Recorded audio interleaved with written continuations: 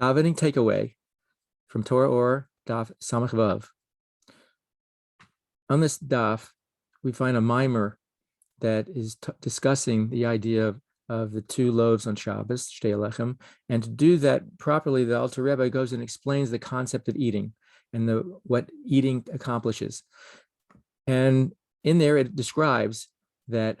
by eating l'shem shemayim,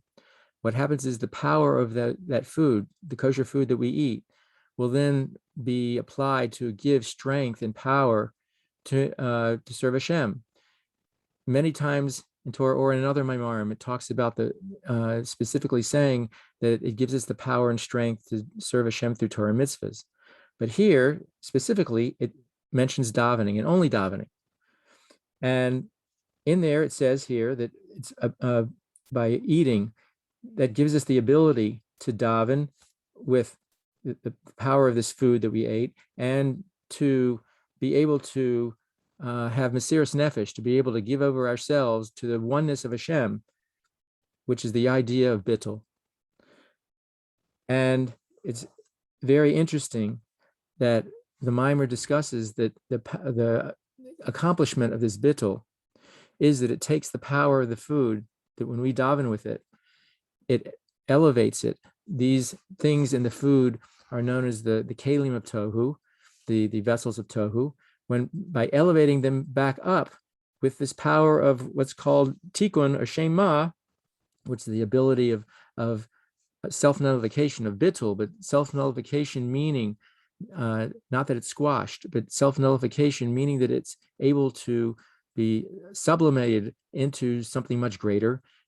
And by having that power, it elevates those vessels that came from tohu that were initially broken. And fascinatingly, what happens is when it broke, the lights of tohu, which no longer had kelim because they broke, they removed and went back to the essence of Hashem. Now, by elevating these pieces of vessels, putting them back into tohu in an elevated, refined state, that actually draws those lights from the essence through the vessels of tohu in a greater way than ever before, and allowing it to channel into the vessels of tikkun, the vessels of the world that we have here, illuminating this world in even a greater way and helping to bring Mashiach.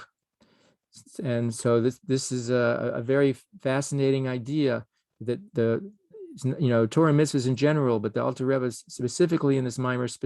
mentions davening, that when we daven with intent, we're going through the different levels, the ladders of davening,